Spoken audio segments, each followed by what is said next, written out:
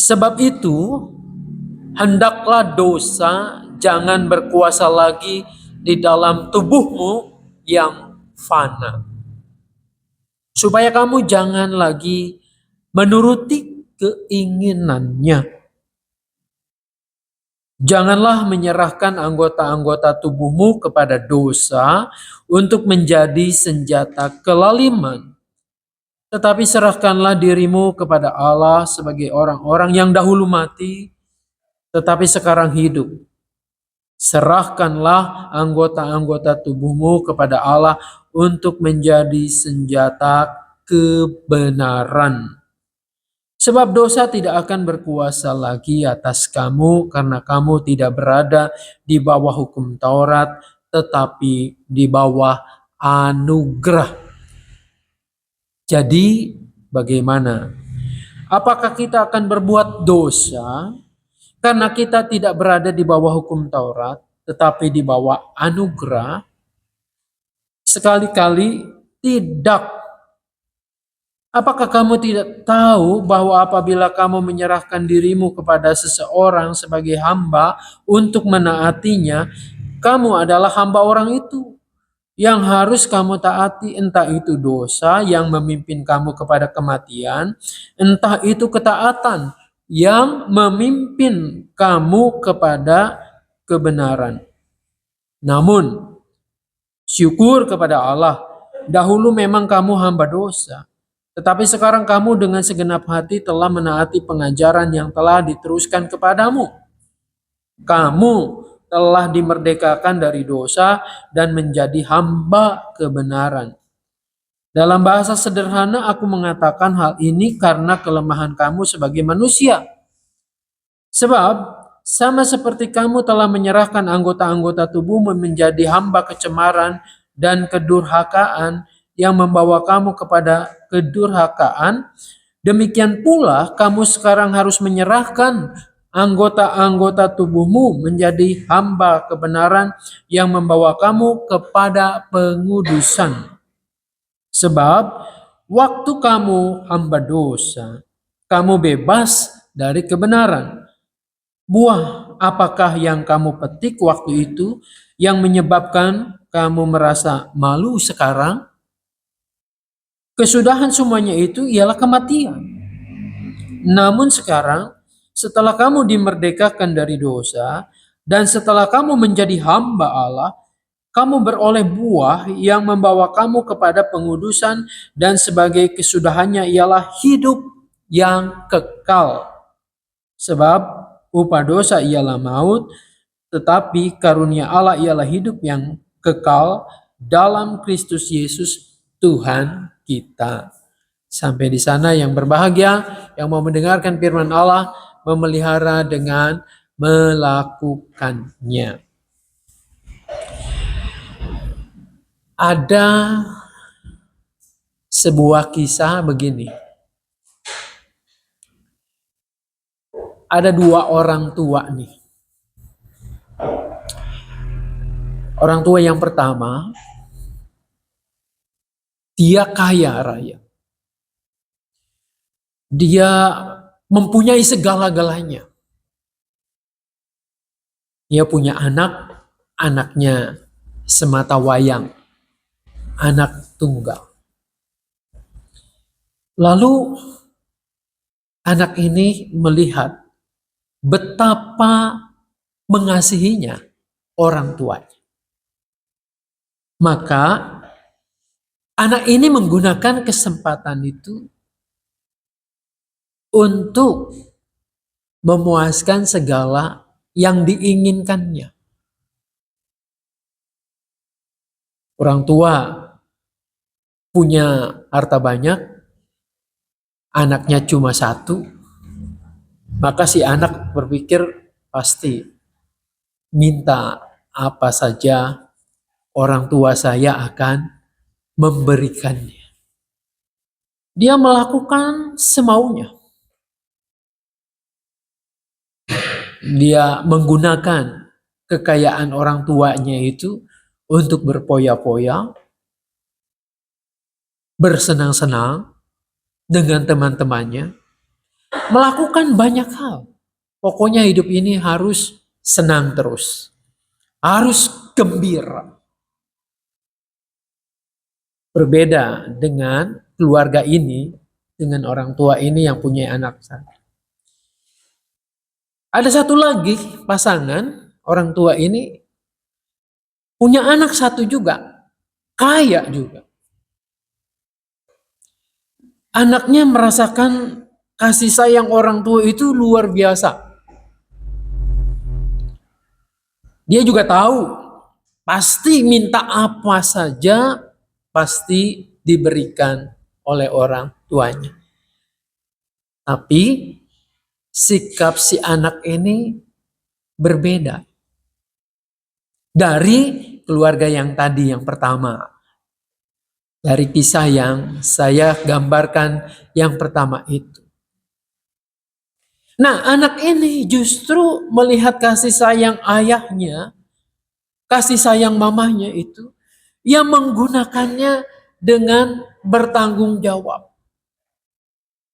Ia merasa bersyukur, saya punya orang tua, punya papa dan mama, yang demikian baiknya.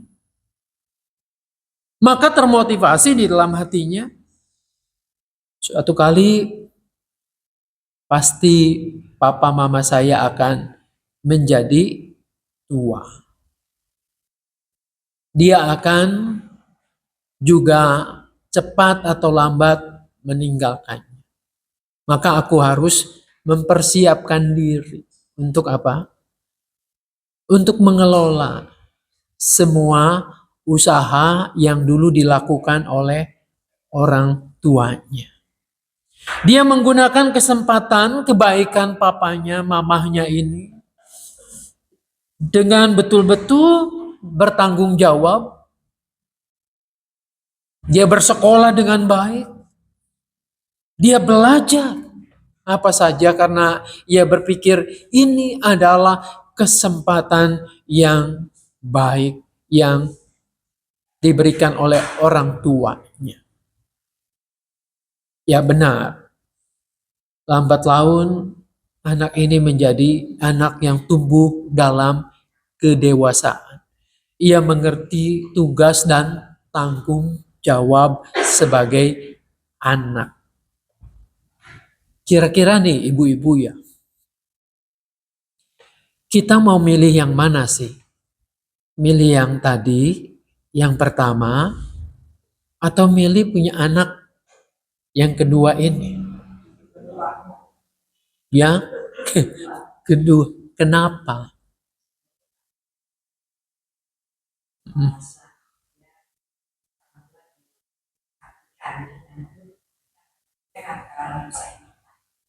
Orang tua diperhatikan, nanti nggak nyusahin kita.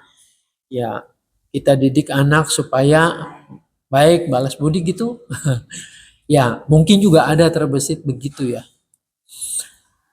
Walaupun sama-sama punya kesempatan, mungkin hartanya nggak habis-habis ya. Tetapi anak dari keluarga yang kedua ini mampu punya kesadaran untuk mewujudkan tugas dan tanggung jawabnya.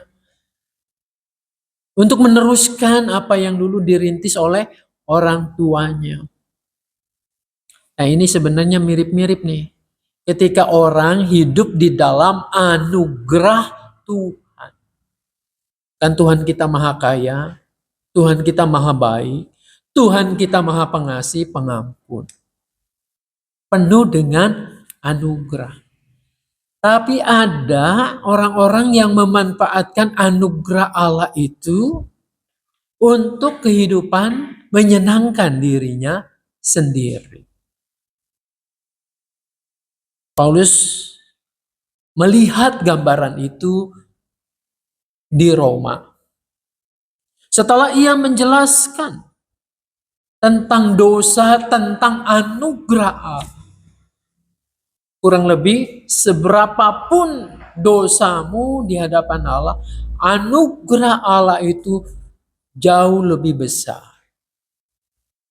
Kamu bisa ditebus, diampuni dosanya oleh Tuhan. Nah, ini kan anugerah besar sekali ya. Cinta kasih Allah itu luar biasa. Ada orang-orang yang memanfaatkan, oh kalau begitu saya sekarang hidup dalam kesenangan saya aja. Karena hukum Taurat tidak diperhitungkan lagi kan. Di situ gambarannya hukum Taurat tidak diperhitungkan lagi, tetapi kasih karunia Tuhan yang membebaskan orang berdosa. Orang-orang seperti ini akan bersorak, wah gembira. Aku tidak harus lagi untuk mengikuti hukum Taurat itu. Banyak sekali aturannya, turunannya. Maka orang-orang seperti ini merasa gembira. Aku nanti berdosa. Kan Tuhan penuh kasih karunia. Nanti aku datang lagi mengaku dosa dan Tuhan mengampuni. Ya sudah, hidup saya yang penting saya happy, yang penting saya senang. Nah, kelompok yang seperti ini sebenarnya kelihatannya ia menerima anugerah dari Tuhan, kasih karunia itu, tetapi di dalam dirinya itu masih berkuasa keinginan-keinginan yang Paulus sebut keinginan daging, nafsu manusia. Menggunakan kesempatan anugerah Allah ini hanya sebagai apa? Sebagai ya kompensasi aja, nanti kalau berdosa saya minta ampun, selesai. Maka dalam hidup ini saya tidak juga ada bedanya dengan orang-orang lain. Nah, apakah konsep ini, pemahaman seperti ini ada di dalam diri kita? Kadang-kadang mungkin juga terbesit seperti itu. Ah, Tuhan saya baik. Tuhan saya penuh anugerah. Gak apa-apalah cincai kalau melakukan ini dan itu dosa. Orang lain juga sama melakukan yang seperti itu. Orang lain juga kalau jualan, ya adalah tipu-tipu sedikit. Kalau kita ngobrol ngerumpi, ya orang lain juga melakukan itu. Maka kalau kita melakukannya dan kalau kita berdosa, nanti kita minta ampun lagi sama Tuhan. Beres hidup kita. Nah, Paulus mengatakan, apakah katanya, jadi bagaimana, apakah kita akan berbuat dosa? Itu di ayat yang ke-15. Karena kita tidak berada di bawah hukum Taurat, tetapi di bawah anugerah. Jadi mentang-mentang di bawah anugerah, tidak ada hukum Taurat, apakah kita bebas berbuat dosa? Paulus mengatakan dengan tegas, sekali-kali tidak. Mengapa? Karena kamu tidak tahu apabila kamu menyerahkan dirimu kepada seseorang sebagai hamba untuk menaatinya, kamu adalah hamba orang itu. Yang harus kamu lakukan. Jadi kita menghambanya kepada siapa? Kalau kita menghambanya pada keinginan daging, keserakahan manusia yang ada di dalam diri kita, maka yang kita lakukan itu adalah justru tidak disukai oleh Tuhan, yaitu dosa. Tapi kalau benar kamu menerima anugerah dari Tuhan, penebusan dari Tuhan, kan ditebus. Tadi kamu hamba dosa, sekarang darah Yesus itu sudah menebus lunas. Kamu diangkat dari dosa, dipindahkan kepada hidup yang kekal, menjadi anak-anak Tuhan. Seharusnya kamu tidak mengabdi lagi kepada keinginan daging pada dosa itu. Tapi pada siapa? Pada yang menebus kita. Siapa? Yaitu Tuhan Yesus. Jadi harus ada perubahan mindset kita, pikiran kita. Sekarang aku mengenal Tuhan Yesus sebagai Tuhan yang menebus saya. Ia adalah wujud cinta kasih anugerah Allah yang begitu besar buat saya. Maka dengan kesadaran ini, kalau saya sudah ditebus, saya tidak lagi menghambakan diri pada dosa, pada perilaku manusia yang belum mengenal Tuhan. Oleh karena itu, maka saya akan belajar untuk apa? Untuk bertanggung jawab atas hidup ini, untuk bersyukur kepada Tuhan. Cara bersyukurnya mirip-mirip tadi seperti anak dalam keluarga yang kedua ini. Saya dilimpahi kasih sayang oleh orang tua saya. Diberikan harta, diberikan fasilitas yang baik. Bukan kesempatan untuk saya berpoya-poya, memuaskan hawa nafsu saya. Tapi ini kesempatan saya belajar membina diri, belajar menjadi dewasa, belajar bertanggung jawab, belajar menggunakan seluruh kemampuan saya untuk melakukan sesuatu yang terbaik sehingga tidak malu-maluin orang tua saya kan. Tapi orang tua saya akan melihat, oh ini anak yang anak yang baik, anak yang berbakti. Itulah cara anak memuliakan orang tuanya. Membalas cinta kasih orang tuanya. Nah, kalau kita ada di dalam kasih Kristus, maka anugerah yang kita terima adalah direspon dengan cara saya bersyukur punya Tuhan baik. Tadinya kan saya harusnya dihukum. Tadinya kan saya harusnya tidak mendapat bagian dalam hidup yang kekal. Maka cara bersyukur saya dengan apa? Ya ini, menjadi alat kebenaran di tangan Tuhan. Sebab cara bersyukur orang macam-macam juga ya. Tapi hari ini kita akan menggumulinya. Paulus mengatakan jadilah senjata-senjata kebenaran Allah. Alat dan senjata hampir sama dalam bahasa Yunani-nya. Jadi kita dipakai oleh Tuhan sebagai alat di tangannya. Dengan cara apa? Ya sesuai dengan talenta yang Tuhan sudah berikan kepada kita. Jangan kemudian kita selalu seringkali bersembunyi, saya mah nggak bisa apa-apa. Saya mah hanya bisa jadi jemaat biasa. Bener nggak? Kalau orang sadar dirinya adalah manusia yang ditebus oleh Tuhan dan dia bersyukur, maka ia akan terus mengenali ini. Apa sih yang bisa saya lakukan untuk Tuhan? Apa yang bisa saya kerjakan supaya Tuhan dimuliakan? Ini adalah alat nih di tangan Tuhan. Maka kalau di gereja kita bisa melihat banyak kesempatan kok yang Tuhan berikan. Entah kita saling menegur, memberi salam, menanyakan apakah hari ini baik. Tapi jangan kepo juga ya, semuanya ditanyain. Ya. Anak kamu udah menikah belum? Cucunya udah berapa? Dan macam-macam. Ada banyak orang yang merasa, oh dia mah nanyanya begitu ya. Terlalu dalam. Ya enggak juga begitu. Pasang telinga kita. Ya. Telinga kita untuk mendengar. Oh iya, dia ini rupanya sedang bermasalah.